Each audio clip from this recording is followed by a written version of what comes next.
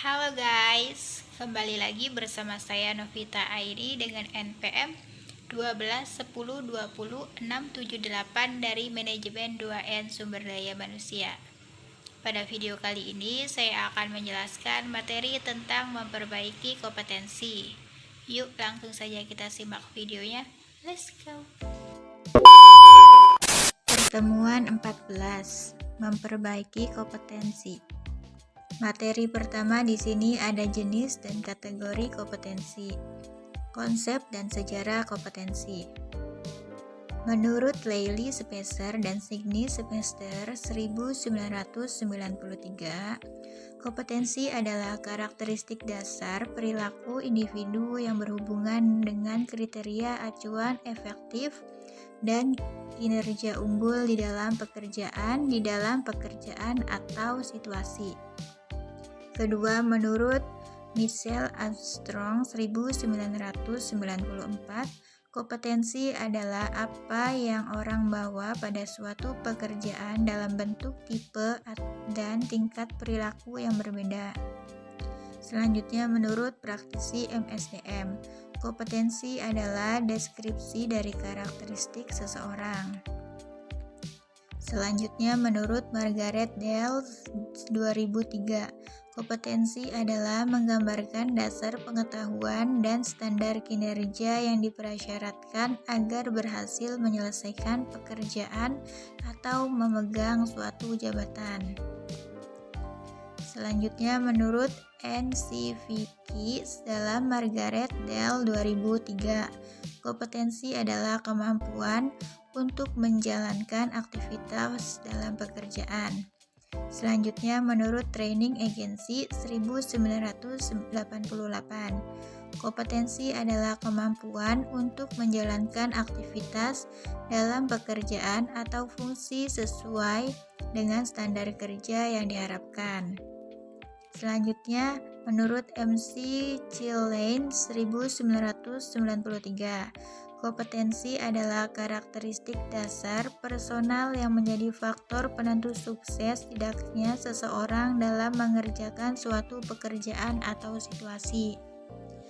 Yang terakhir, menurut SK Kepala BKN 2003, kompetensi adalah kemampuan dan karakteristik yang dimiliki seorang pegawai negeri sipil yang berupa pengetahuan, keterampilan, dan sikap perilaku yang diperlukan dalam tugas jabatannya, sehingga PNS tersebut dapat melakukan tugasnya secara profesional, efektif, dan efisien. Komponen kompetensi. Pertama, motif. Motif menggerakkan, mengarahkan, dan menyeleksi perilaku terhadap tujuan atau kegiatan tertentu. Kedua, self-concept, sikap, nilai, dan citra diri seseorang. Ketiga, skill, kemampuan untuk melaksanakan tugas fisik tertentu atau tugas mental tertentu. Keempat, trans, karakteristik fisik dan respon konsisten terhadap berbagai situasi atau informasi. Kelima, knowledge, pengetahuan atau inform seseorang dalam bidang spesifik tertentu. Perlunya kompetisi diperbaiki. Determinan yang mempengaruhi atau membentuk kompetensi.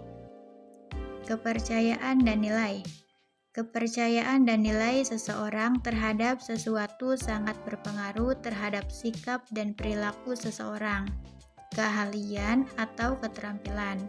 Aspek keahlian atau keterampilan ini memegang peran penting dalam membentuk kompetensi. Pengalaman. Pengalaman merupakan elemen penting dalam membentuk penguasaan kompetensi seorang terhadap tugas. Karakteristik personal. Karakteristik kepribadian seseorang turut berpengaruh terhadap kompetensi seseorang. Motivasi. Motivasi seseorang terhadap suatu pekerjaan atau aktivitas akan berpengaruh terhadap hasil yang dicapai. Isu emosional. Hambatan dan blok emosional sering membatasi penguasaan kompetensi. Kapasitas intelektual. Kapasitas intelektual seseorang akan berpengaruh terhadap penguasaan kompetensi. Selanjutnya di sini ada tingkat perbaikan kompetensi. Pertama, mudah diperbaiki. Mengembangkan orang lain, efisiensi produksi, kerja tim, keahlian teknis, orientasi pelayanan, dan pengelola kinerja. Kedua, agak sulit diperbaiki. Orientasi hasil, kualitas keputusan, pengaruh, penyelesaian konflik, pemikiran analisis, kecerdasan organisasional. Ketiga, sulit diperbaiki. Inisiatif, inovasi, integritas, dan kejujuran, pengelolaan tekanan kejiwaan, pemikiran konseptualis, dan fleksibilitas. Perbedaan kompetensi dan konsep lain. Kompetensi merujuk pada pendekatan perilaku. Perilaku tertentu dijadikan parameter untuk mampu melaksanakan pekerjaan secara efektif, berhasil, dan unggul atau superior. Komponen kompetensi. Komponen kompetensi terdiri dari dorongan, sifat citra diri, peran sosial, dan kemampuan, menurut Bayat Sis 1982. Pemahaman kompetensi.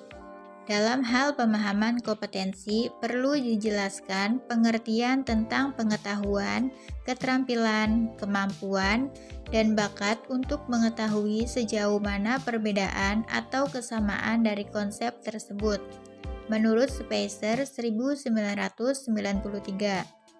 Pengetahuan seseorang. Pengetahuan yang dimiliki seseorang bisa dikategorikan ke dalam dua jenis, yaitu pengetahuan yang disadari dan pengetahuan yang tidak dapat disadari, menurut Dale 2003. Keterampilan perilaku. Keterampilan perilaku yang terkait tugas bisa dikuasai melalui latihan dan bantuan orang lain. Keterampilan perilaku.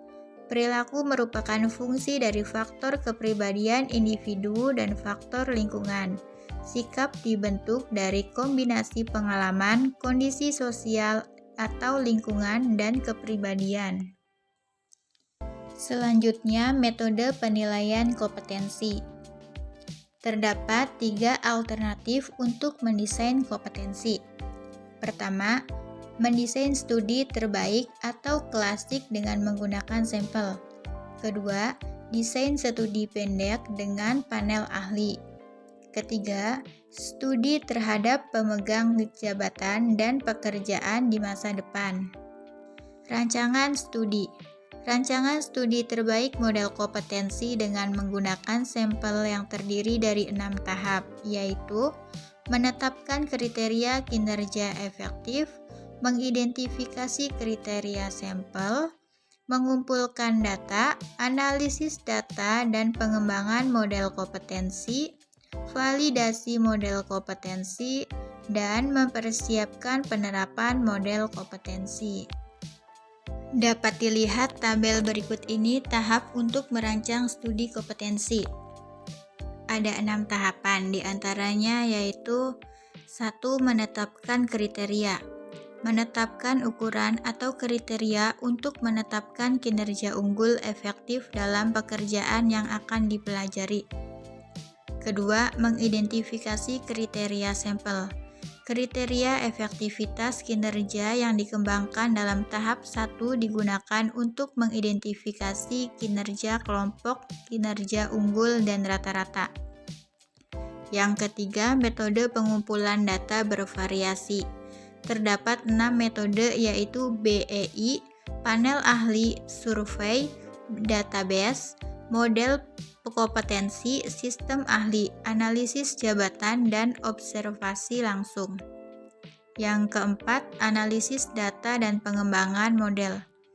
Pada tahap ini, data dan seluruh sumber dianalisis untuk mengidentifikasi kompetensi kepribadian dan keahlian yang dimiliki pekerja.